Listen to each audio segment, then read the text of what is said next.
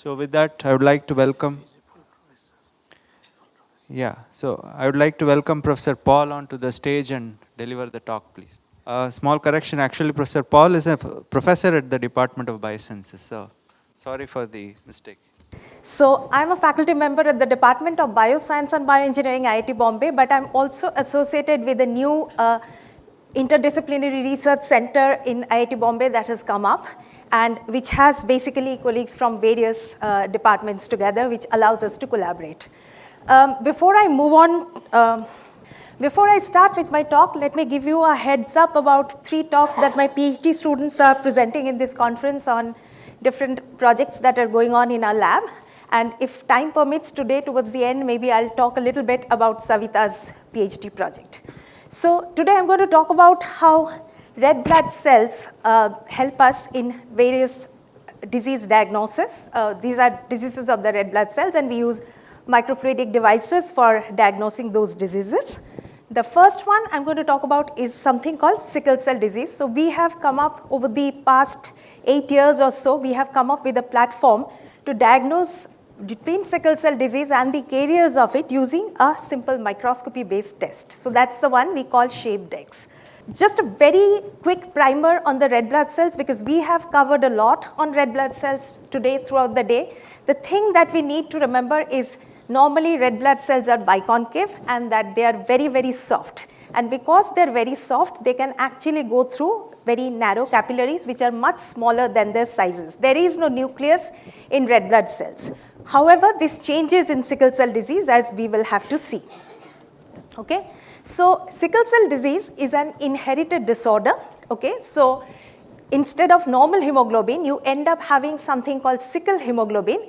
And what sickle hemoglobin does is that if you go into a low oxygen concentration, it polymerizes. And because it polymerizes, these soft RBCs, they become sickle shaped and they become stiffer. This is what is historically been known. And the way this disease is inherited is in 2 ways. You could have both copies of the gene that are sickle gene, and then you become somebody who has sickle cell disease with a lot of the symptoms, or you inherit only one copy. The other could be normal hemoglobin, or it could be another hemoglobinopathy gene, depending on how you have inherited. But those individuals are usually called traits or carriers. They don't normally have symptoms, but however, they could still pass on this disease to their offspring. So we need to detect both kinds of individuals when we detect.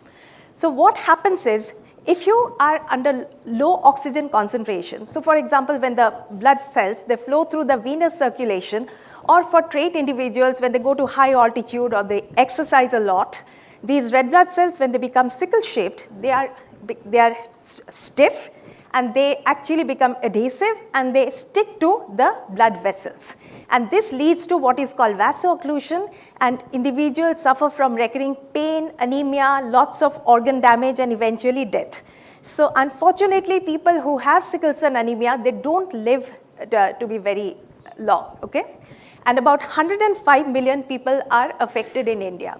By the way, this disease is common in many parts of the world. A large part of Western Africa suffers from sickle cell disease. And like in India, most of the cases go undiagnosed because the people who have sickle cell disease are from pretty rural and remote areas where the diagnosis hasn't reached.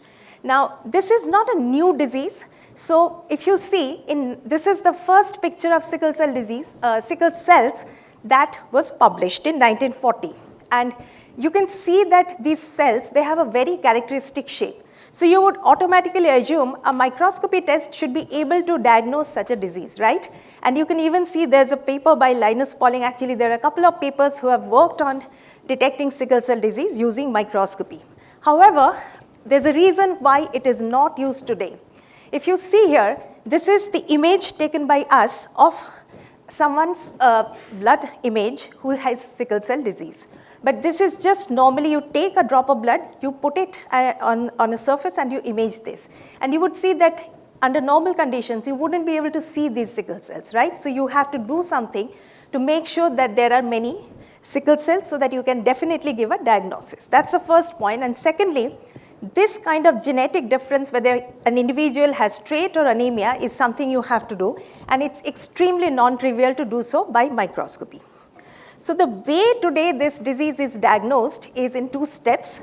So first, a drop of blood is taken, it's mixed with a chemical, which is essentially it lyses the red blood cells, and then it also removes oxygen. So therefore, if there is any sickle hemoglobin, the color becomes cloudy. So you can't see those lines through this, and you assume that there is an hemoglobinopathy, a problem with the hemoglobin.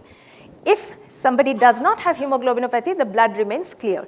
But this is just a screening, so people at remote areas, they do this test just as a screening test, and then what happens is about 4 ml of blood is taken out, and they are sent to the big centers in other cities of India where you can do HPLC or hemoglobin electrophoresis, which essentially tells you what is your hemoglobin composition. So primary, you look at normal hemoglobin, fetal hemoglobin, the beta thalassemia one, and this is the sickle hemoglobin. By looking at the relative percentages, you can then say whether the person has sickle cell disease or trait. The problem with this is these problems are in various endemic regions of India, okay? And the facilities like this are not really available for the endemic regions. So therefore, people who are screened do not automatically come back for the diagnosis. So the government's focus to eliminate sickle cell disease from India by 2047, that's not going to happen unless we sort of screen everybody and we give them confirmed diagnosis and we guide them about what to do. And by the way, this disease does not have a cure yet, so one can only manage. So people are working on treatment. So what we do, this ShapeDex test, it has actually 4 parts to it.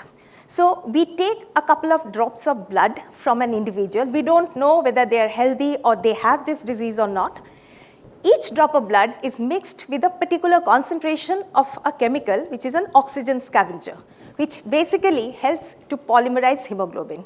But the key difference with everything that's been reported on our test is we chose these concentrations such that one leads to slow hemoglobin polymerization, the other leads to fast hemoglobin polymerization. Then this polymerization happens, and we also had to build a mobile phone microscope to sort of take it to the remote areas to image. And after this, you're going to get 2 images like this. It's the same blood sample, but if you can see, you will see the shapes look very, very different. By comparing these 2 shapes, we can actually tell you what happens. And I'll run you through this process for the remaining talk. So there are 4 elements to it. The most crucial element is the blood chemistry. The imaging chamber is what you could call a microfluidic chamber. Then there's the building the microscope, and there's quite a bit of processing that's involved in understanding these images. The advantage is this whole tests with the result you can actually get in 1 hour. You can get from a drop of blood, so you don't need to store blood for transport or anything. And therefore, there's a potential to take it to the collection centers. So that's the key part, but I'll address that the last.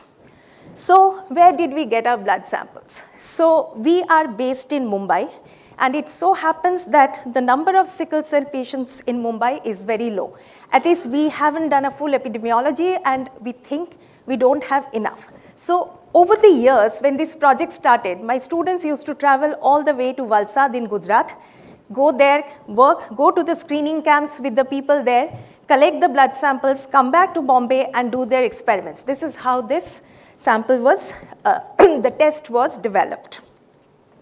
So we tied up with this government screening program over there, and we used their leftover blood samples for our test, and then we compared our results with the HPLC results that they would anyway do. Okay, so all the patients had HPLC done, but in addition, we used their leftover blood to develop our test.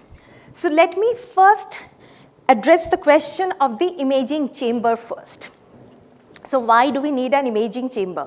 Why can't we use a simple smear slide and we do this test? We could mix it with a chemical and we could make a smear. It wouldn't work because it's exposed to oxygen, so sickling won't happen, right? But you could potentially cover it with something and then still make it happen. But there's another problem that RBCs being biconcave, they can either lie flat on their face or they can lie sideways. And in a smear, you have no way to control their orientation. So that way, you could end up having some false positives when you are running your image processing program. So essentially, we built an imaging chamber where we had to actually control the height of this spacer. And this is between two glass pieces because again our favorite thing, PDMS, which we use for everything else, would not work because it's oxygen permeable. So between two non-permeable surfaces, you have a spacer and you have to kind of optimize this dimension to make sure your test works. Now you will see that I put 30 micron here, and the reason for that is as follows. If you have something very high, like 80 micron, even with diluted blood, there are like stacks of cells, and again, the image processing algorithm does not work. So what we did is we varied this height from 10 to 40 micron, and then we tried to look at two quantities. One is how many number of RBCs do we have in the field of view?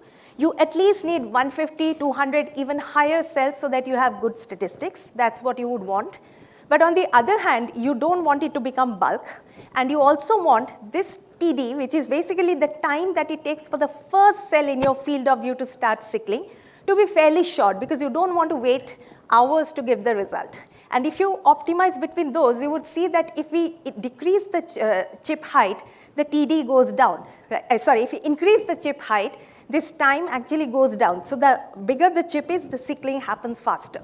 But on the other hand, the problem is that if I increase this, then I lead this kind of a problem. So therefore, we kind of made a trade-off between these two, and we worked with this 30 micron chip height.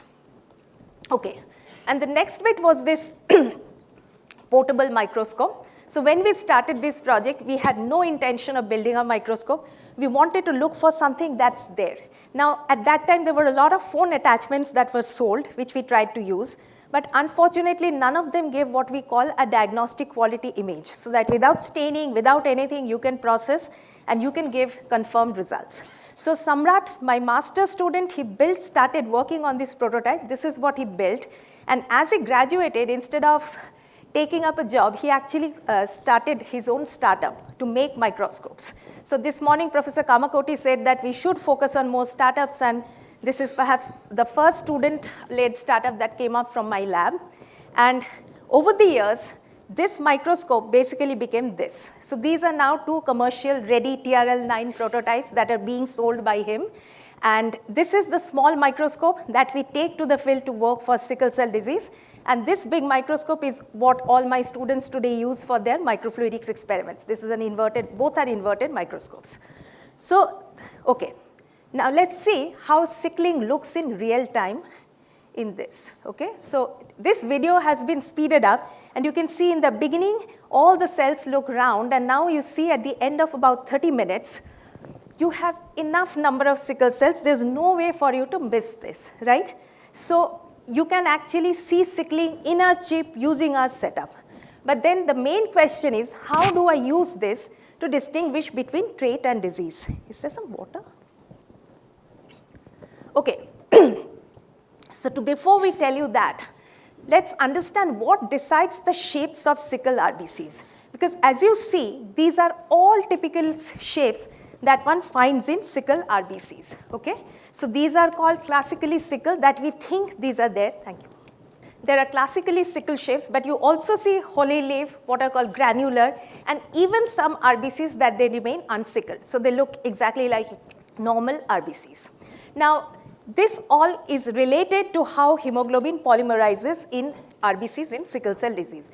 That is not something unknown. Since the 70s, there's been a lot of work done on hemoglobin polymerization, particularly started by Eaton and Hofrichter. So what they say, there are two things. So one is the speed at which you remove oxygen from the blood cell. So that is, if you remove this slowly, then you actually have these long polymer fibers building up, which leads to this classically sickle shaped. On the other hand, if you do it relatively faster, you have these small but many such short segments, and these are called holy leaf. And finally, if you do it absolutely fast, you get very short fragments, and these are called granular shapes. So that is to do with oxygen removal, right? And you can control that by controlling the concentration of the oxygen scavenger like we do. So this is what we built our test upon. We basically control the speed of polymerization and therefore the resulting shapes. But then there is one other thing, that those individuals who have only sickle hemoglobin, about 90 5% of their hemoglobin is just sickle hemoglobin. On the other hand, individuals who are simply carriers, about 40% of their hemoglobin will be sickle. So this will also play a role, and that is what allows us to distinguish between trait and disease. So basically what was available in the literature over the years about hemoglobin polymerization and what we saw in our experiments, you can summarize this in this cartoon. So if you have sickle cell disease sample which has basically high sickle hemoglobin, and if you remove oxygen slowly, you would end up getting granular shapes of RBCs. If you do a slow oxygen removal, you would see classically sickle, but you would also see some hollow leaf and granular. And here you will see some of these polymer chains are interconnected, because that also depends on how many valine residues are in this hemoglobin, sickle hemoglobin molecule and so on. On the other hand, in trait, that is those who have low sickle hemoglobin, slow oxygen removal would sort of make it look like just normal blood. So you wouldn't really see anything. But if you do a fast oxygen removal, you would see this. But now there are about hundreds of RBCs in your field of view, and you are going to have different distributions of these shapes that you are going to quantify, right? So that's where comes the question of image analysis. So these are some typical RBC shapes that we see in our experiments, and with each RBC shape you will see that there is a number that we have associated, which is essentially nothing but the roundness, okay? So this was a very preliminary analysis. When we were starting, we looked at roundness, and we found that we could potentially attach a roundness value. But you could also see that some of these different shapes give very similar roundness values, right? So it's not going to be very simple. So what we then did, so every RBC in this image, they have a roundness, and you could potentially plot what is called a roundness distribution, okay? So we plotted those, and let's take a look at some of these typical cases, right? Healthy blood, it doesn't matter how much of this chemical that you add to it, there is no hemoglobin to polymerize, because normal hemoglobin does not polymerize, right? So if you do that, it's still going to have a roundness value that's pretty close to 1, okay? That's because the cells are almost round. But if you have trait and you do a fast oxygen removal, this is what the curve shape looks like. And disease gives you something very different, right? And so, but the problem is that these curves, especially for trait and disease, they could potentially overlap. So even if you had roundness distributions, there has to be a way of comparing these curves with each other. And that's where we thought that instead of comparing two curves, it's much easier to compare two numbers. So what we decided is to how do we take the information that's there in this curve and we can actually put it to a number. Okay. So if you look at this, for each curve, we take a very specific area under the curve here. These curves are all normalized, so the total area is always going to be 1.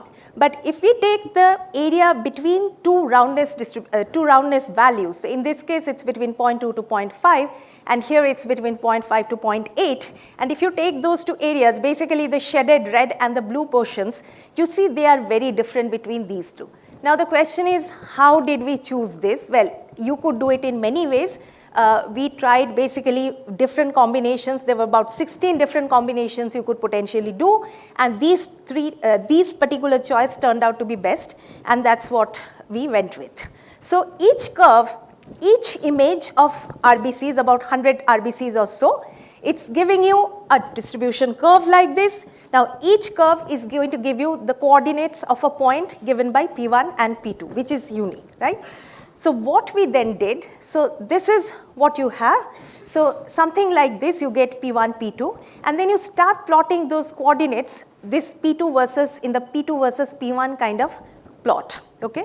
So if you see that, then you see that all of these black ones, they are related to healthy blood. If you take all these reds and blues, they are actually sickle. So they are either trait or disease, but they are all sickle blood. So you can see that the sickle blood clusters and the healthy also clusters. Then the question comes that how do we sort of divide this area into kind of a phase space with two regions to sort of separate them the best. So we did some k-means clustering and we found out the equation of this line. So this is the entire region. There's a white region which will host the sickle blood samples, and then there's the gray region where the normal blood samples will be housed.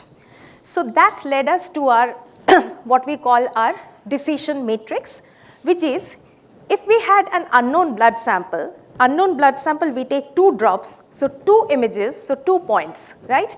If both the points lie in the gray region, then it's going to be a healthy sample. If both the points, they lie in the white region, then it's going to be a disease sample. Now, if one point lies in gray and another lies in white, that depends. If the low scavenger concentration point lies in gray and the high scavenger concentration point lies in white, then it is a trait sample. But if it's the other way, which doesn't usually happen, then it's an invalid result and you have to repeat the test. So with this decision matrix, then we brought some unknown samples and we tried to actually see how it matches. So if you see here, these are some healthy samples and you can see they're all clustering in the gray. The disease samples are all clustering here, and the trait samples, they are kind of divided, okay?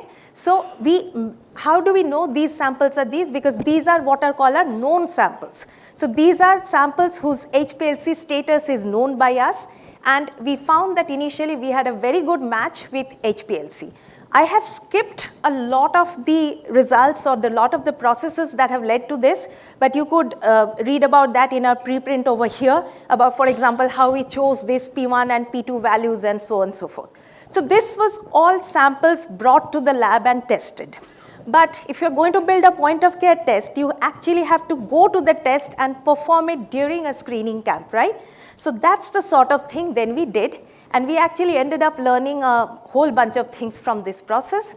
So we have, over the years, we have gone to Dahanu. This is again within a very rural region in Maharashtra where there were sickle camps were running. So my students stayed there for 3 weeks and went over to 9 schools, and along with the camp people, they went to maternity homes in Nagpur, and Nagpur being probably the second largest city in Maharashtra after Mumbai, doesn't have, they don't process sickle blood samples there. They already send them back to Mumbai for test. So there were some very interesting learnings, right? So we actually went there to learn about technical challenges. So that is, one is that like, how's the shelf life of the kit? There's going to be a lot of temperature variation. So when we went to Dahanu, it was in winter. So the temperature varied from, during the night, it went down to like high 10s, mid 10s. And during the day, it was very high, like higher 30s and so on. And there's a wide range of temperature variation, which should affect hemoglobin polymerization, we believe, right? So how did that happen? The battery lifetime, you're using a portable microscope, which has battery. The mobile phone has a battery. You have to transfer a lot of images from the phone because the phone memory will be full. How does it actually work? So these are the things that we actually went there to try out. In addition, we actually learned a lot of new things which we didn't learn before we actually went to the field. The one is that there's always going to be some barrier, right? For example, you have informed consent forms which you first design in English. But depending on every time you go to a new state, you have to get it translated and approved in the local language of that state. So we do that. So you have to be able to speak to the language to explain to people what it is that you are doing, right? We are outsiders to the community. If we suddenly go and ask for blood samples, people might not trust us for good reason. So we have to work with people who, the NGOs and so on, who work in there, right? So there's a lot of things that one has to just go, simply sitting in my lab thinking that I will make a test and tomorrow it will go to the point of care is not going to go, right?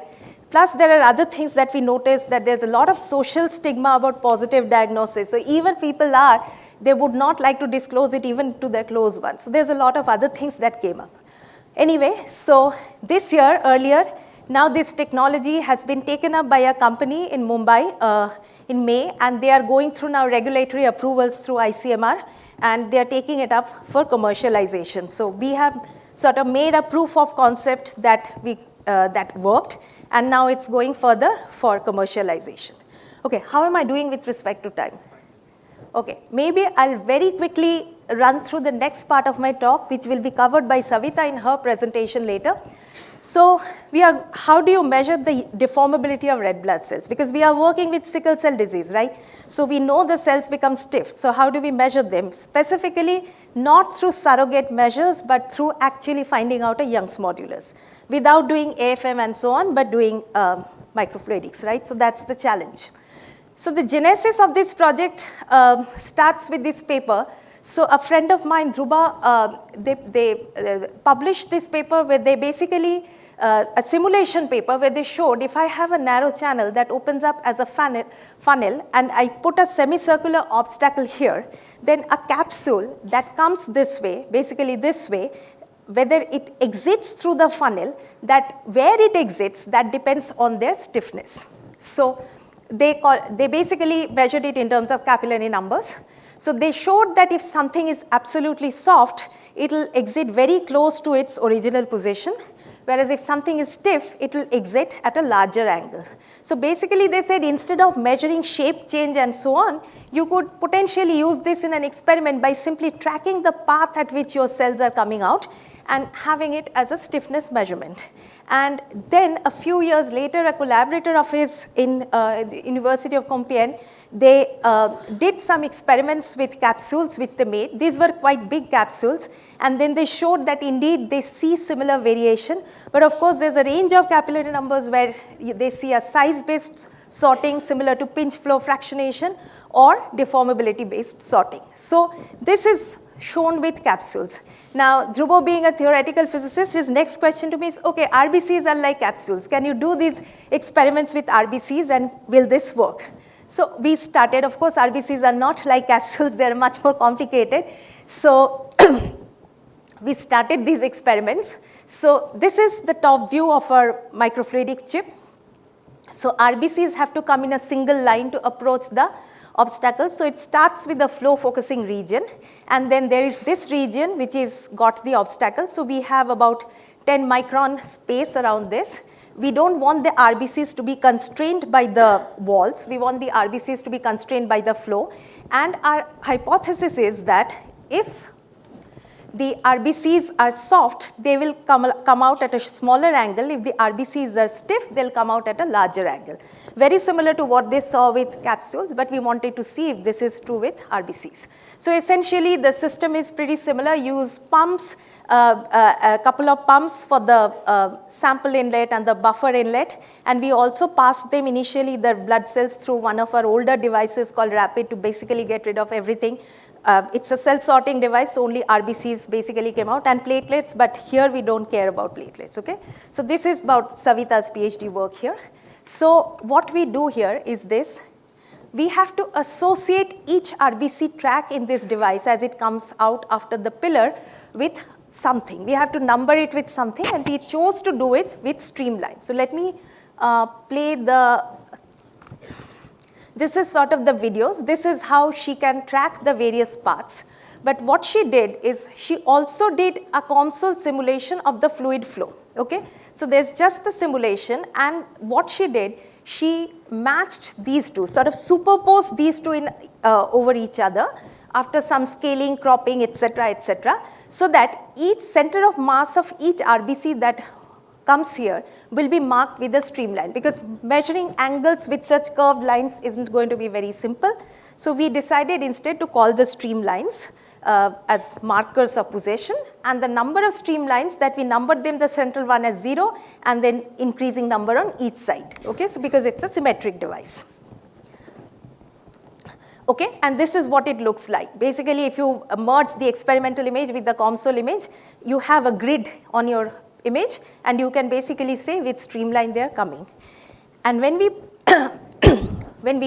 plotted it, we found that as expected, we did it with about 25,000 healthy RBCs, and we found that yes, their healthy RBCs are absolutely soft, right? So they are supposed to come along this way.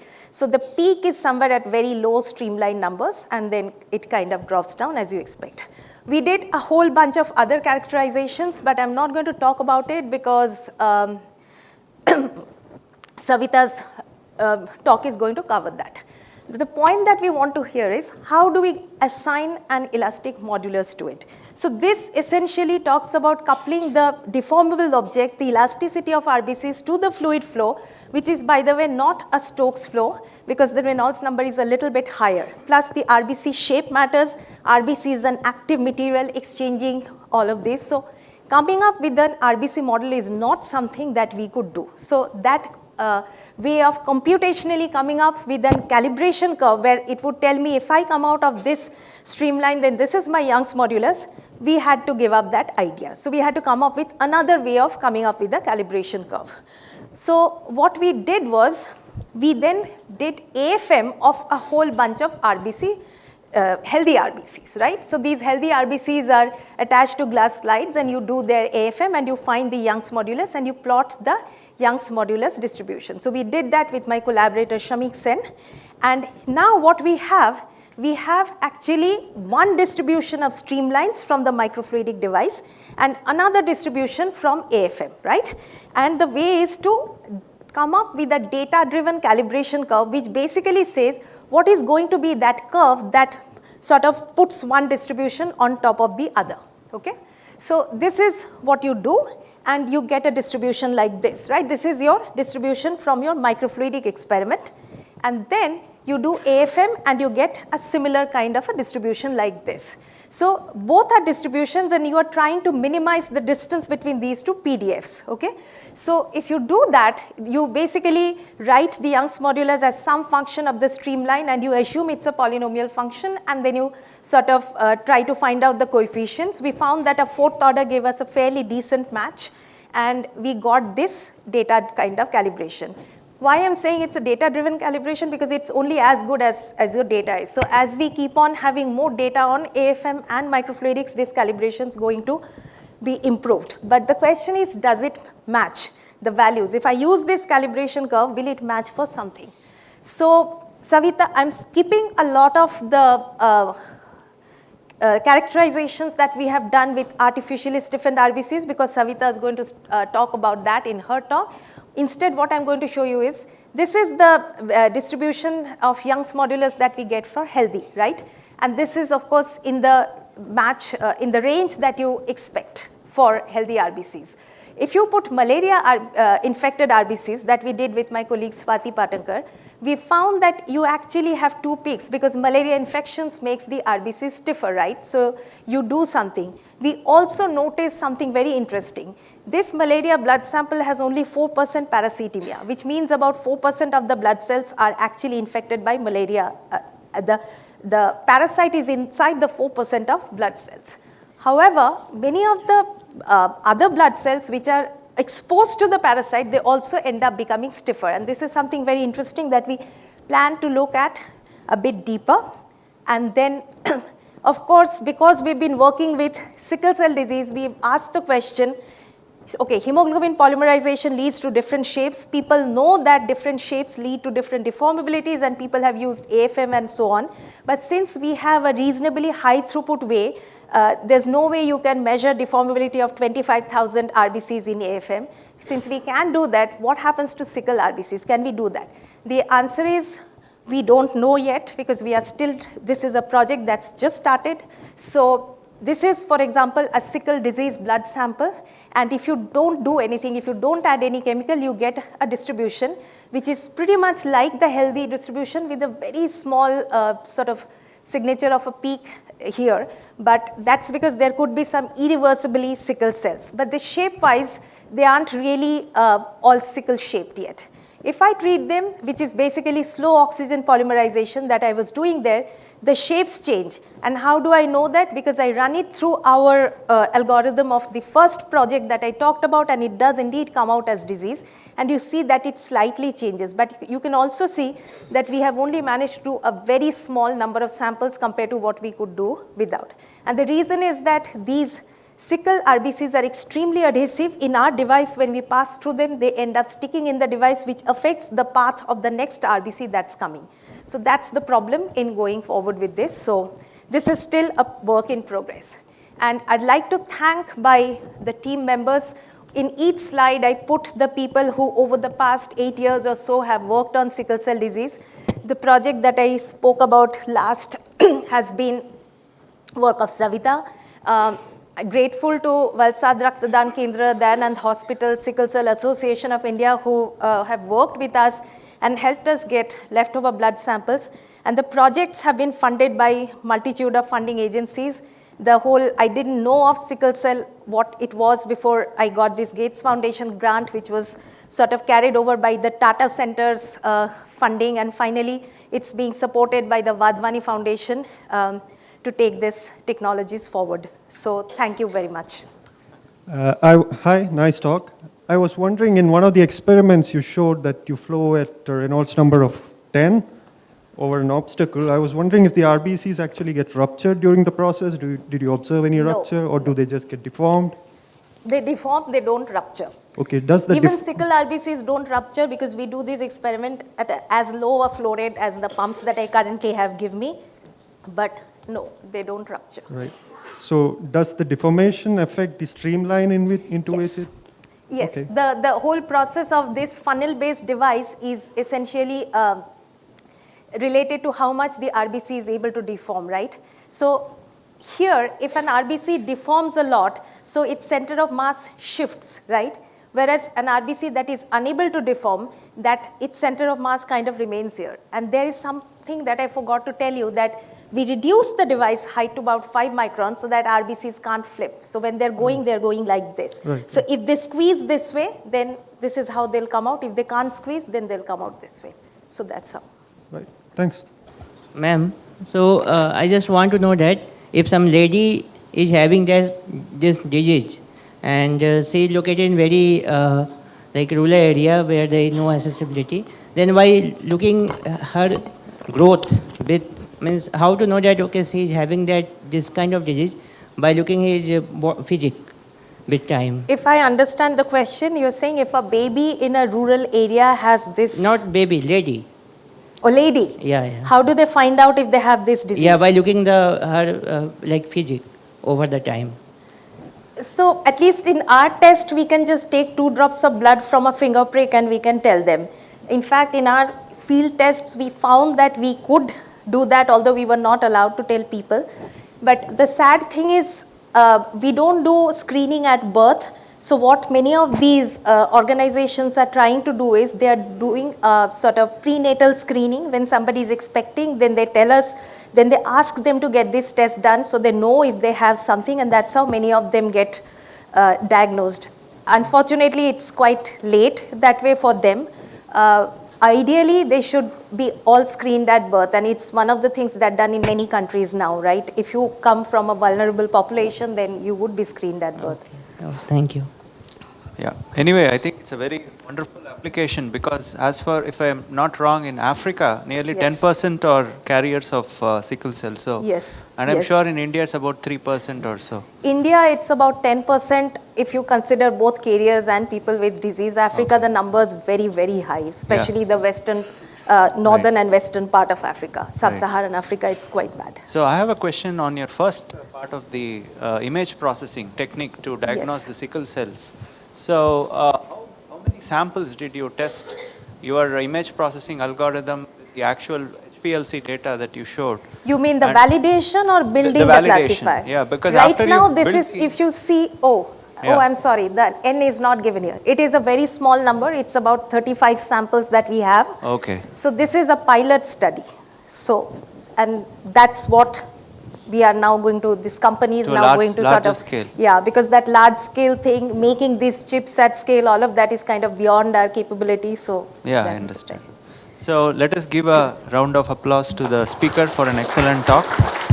Just a small token of appreciation from us. I'd like to give a memento.